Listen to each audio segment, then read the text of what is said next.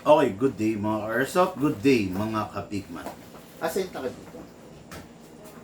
Hello, good day po mga Airsoft. No? Araw ng December 27, ilang araw na lang magpapalit na tayo ng taon. Okay? Pero ganun pa man, magkakasama pa rin tayo sa ating daily review and unbox na ginaganap dito sa Bigman Hobby Shop. Okay? Mga Airsoft, with no further ado, sabi nga, no? Nandito, mga,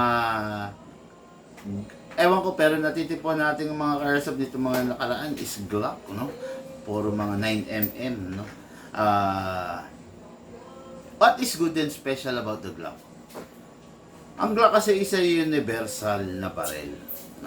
Standard na barel, maraming pyesa, madali ang pyesa. Okay? Pero alisin mo ito. Pero meron lang ako maipapayo sa inyo. If you are looking for a pistol na malakas, don't go for Glock. Diba? Kumbaga, si Glock kasi, okay siya. Kaya lang, nakalimit lang talaga yung lakas niya. Tapos, we have to accept the fact na hindi talaga siya pwedeng pang matindihan. Okay siya for daily pistol, pang heavy duty use, pang torture use, no? Okay na okay siya. Pero kung tatanungin niyo ako, hindi ko siya recommended if you are looking for a pistol na dumidiin, na mahapdi, di ba? Yon. Kasi si Glock talaga, kahit anong gawin natin, wala naman kasing Glock na full metal. Most of the Glock are hard polymer. Kaya wag na nating ipilit, wag na nating pangarapin na magkaroon tayo ng Glock na na talagang what I mean is Glock na talagang kayang sumabay, no, sa mga 2011. Talagang aminin man natin at hindi, ang Glock talagang nakalimit lang po ang lakas niya. Hindi siya pwedeng hapitin ng gusto yung lakas kasi Glock is Glock. Hard polymer ang body. Okay? Ngayon, review and unbox tayo ng unit natin kay Airsoft William Salvador. Ay, isa pa to, no? Isa pa. Samantalahin ko na rin yung pagkakataon, no?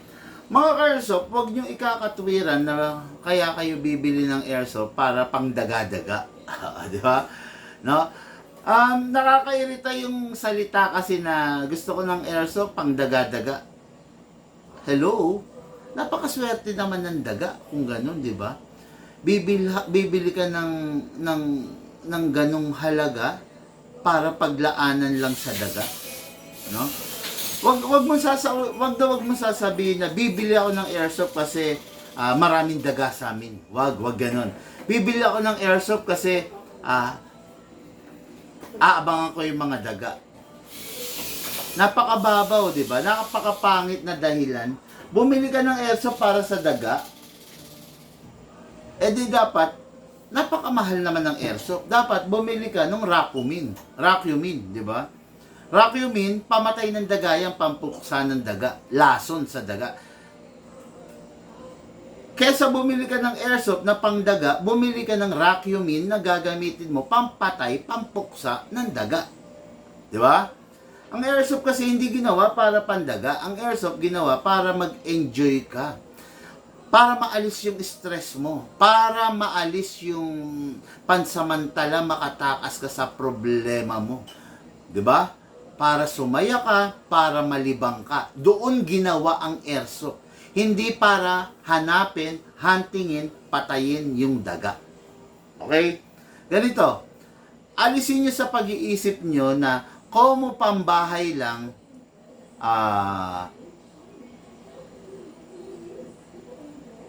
pangit lang. Katwiran kasi nung iba, ito maraming tatamaan dito Pambahay lang naman, big man. Kahit yung mamurahin lang. Diba? Diba? Maraming tatamaan dyan. Hindi naman ako maglalaro Kabaliktaran yun. Alam nyo ba na kung yung Airsoft panglaro, dapat mahina lang? Alam nyo ba na kung panglaro, dapat yung dapat yung airsoft hindi siya maporma, hindi matikas, hindi maangas.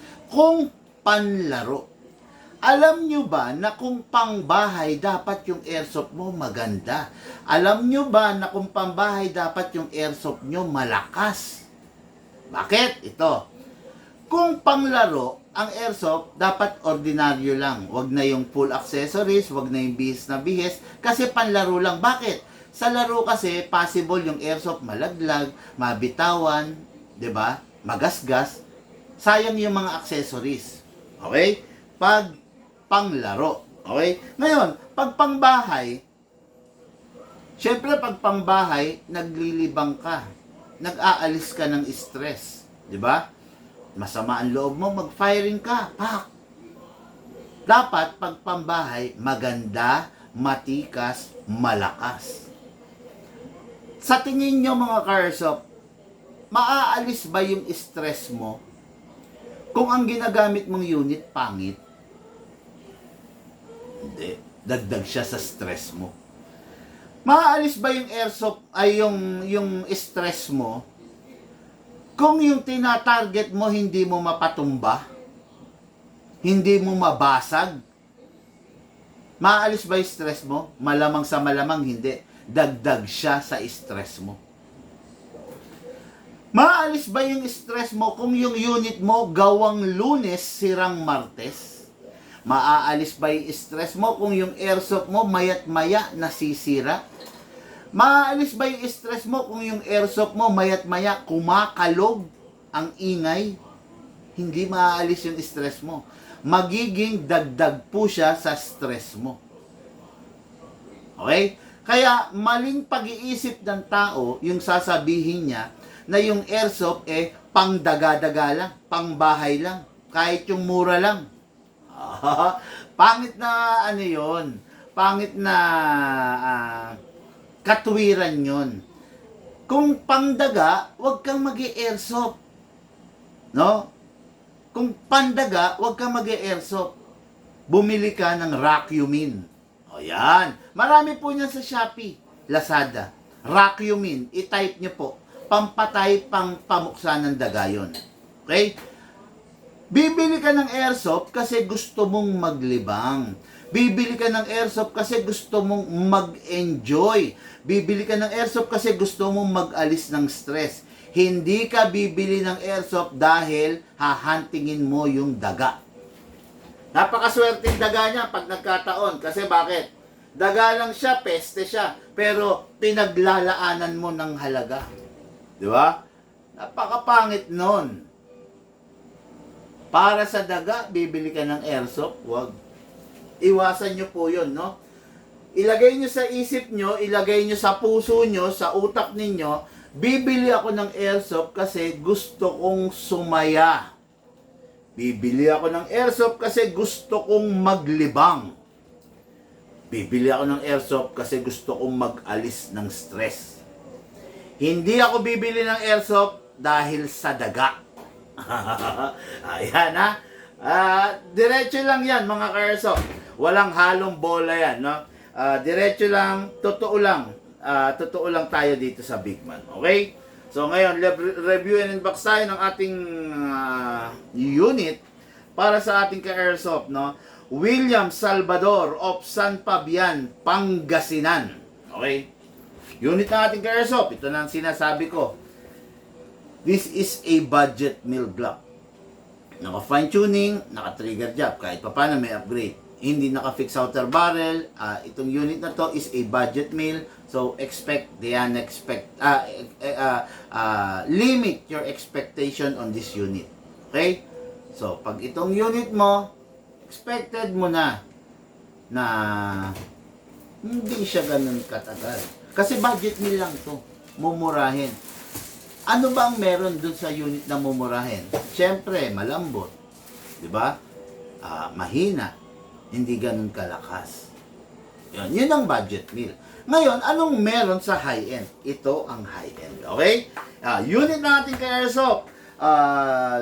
Leeward Baroni of Lucban, Quezon Province. This is a Glock edition from the AW Custom Maker. Equipped with single fire, equipped with a rapid fire, dual firing mode.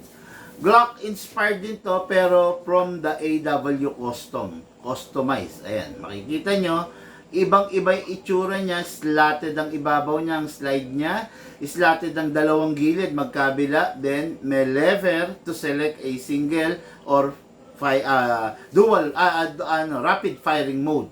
Okay? Yan, maganda siya.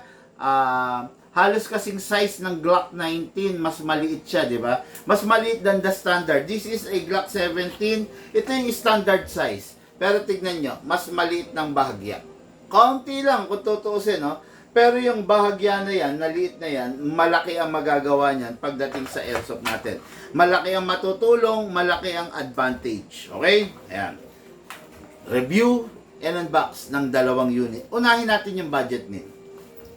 William Salvador of San Fabian, Pangasinan. Ang layo nito pero pwedeng i-COD sana to, kaya lang nagpa-shipping na lang yung bossing natin. Okay?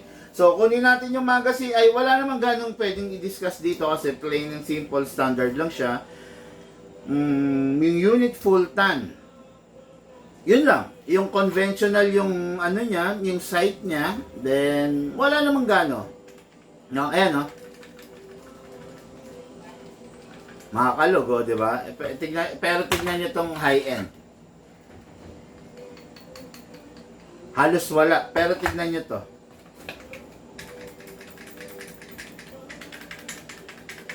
Ayan, ha. Diyan pa lang, makikita nyo na yung quality ng unit, eh. Di ba? Oh. Oh. Oh. Makakalog-kalog, di ba? Yun lang ang pangit dito. Kasi pag kinuha mo siya, makalog. Hindi katulad dito mga karsap, oh. Oh. Halos wala siyang kalog, di ba? Oh. Halos walang kalog. Kumpara mo rito, ayun. Yan, ha? Okay, so, ito yung unit natin karsap, Glock 17 Gen 5. Maganda siya, kaya lang yun nga, budget meal edition to, no? Ngayon, syempre, China siya. Kailangan pa rin natin maglagay ng silicone oil kahit budget meal siya. Mas dapat nating lagyan kasi yung Taiwan nga nasisira yung China pa. Okay? Ngayon, kuha tayo ng oil mga airsoft.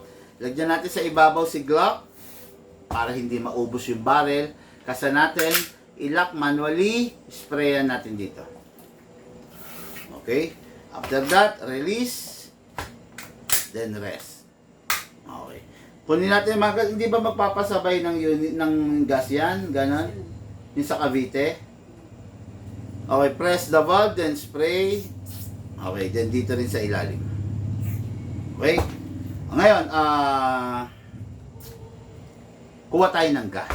Ang ginagamit na gas dito is 12 kg lang. Huwag kayong gagamit ng 14 kg kasi masisira siya, mawawarak siya target. Okay? 12 kg lang mga karsop, ha. Ngayon, upside down, hindi pwedeng pahiga, hindi rin po pwedeng patayo. Kailangan po pataob, upside down, then press down. 1, 2 seconds. Ngayon, kuha tayo ng, syempre, reloader. Para mabilis makapag-reload. Speed loader. Okay? Hatakin natin ito pababa.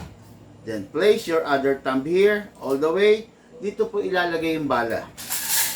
Pamplam po. Okay? Proper orientation ng bala, left, right, left, right. Huwag nyo hahayang bungi-bungi. Okay? Pag mayroong bungi, pagkalugin ninyo, pa-sideways. Para mawala yung bungi, sumiksik yung bala. Kunin nyo unit, pasok, kasa. Ready to fire. Firing!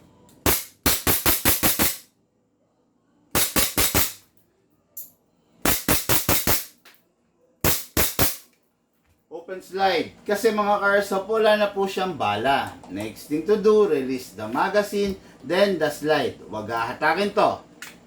Then rest the hammer by pressing the trigger.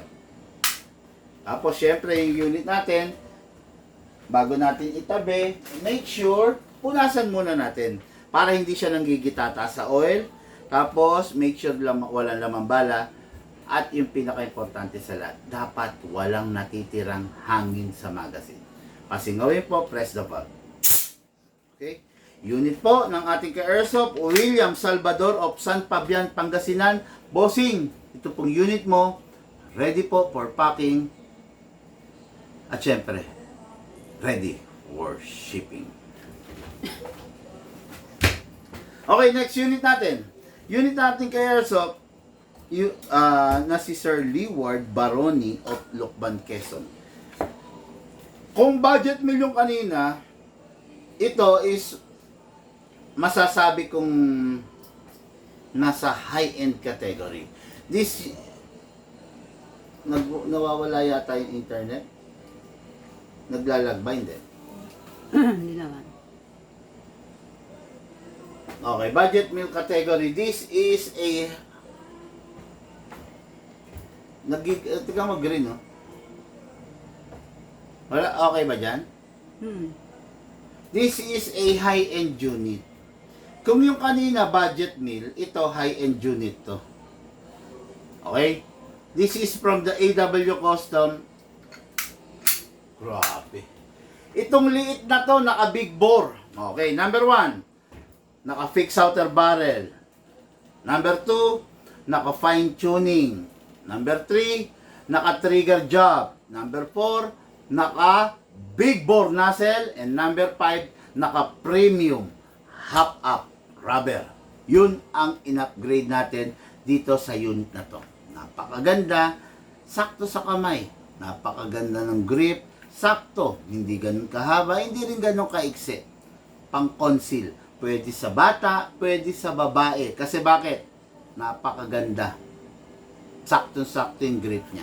Hindi ganun kataba. Hindi katulad ng ibang mga 9mm like Beretta. Yun ang talagang mortal na katunggali ng Glock. Mataba ang grip. Ito sakto lang. Sarap. Okay? Modern type of Glock dahil merong rail, merong slotted na slide. Maganda siya, no? Kaya lang syempre, kahit ano sabihin natin, Glock pa rin siya. Medyo limit your expectations pa rin, ha? Okay, so let's begin. Lagyan natin ng oil sa ibabaw. Okay, after that, kunin natin yung magazine, press the valve, then spray. Okay, then dito rin sa ilalim. Ngayon, lalagyan natin 12 kg, ha? High-end to, pero kailangan 12 kg lang. Upside down, then press down. Ready mo yung video? 1, 2 seconds lang. Sobra-sobra na po yan para sa isang puno. Okay? Ngayon, maglagay po tayo ng bala. Hatakin pababa. Place your other thumb here. Lagay po ng bala.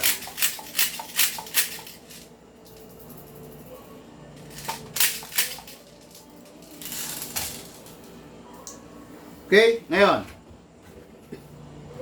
Go! Focus mo. Okay mga ka-airsoft? Glock by the AW Custom. Equipped with single fire and rapid fire. Dual firing mode. Single fire po tayo. Firing!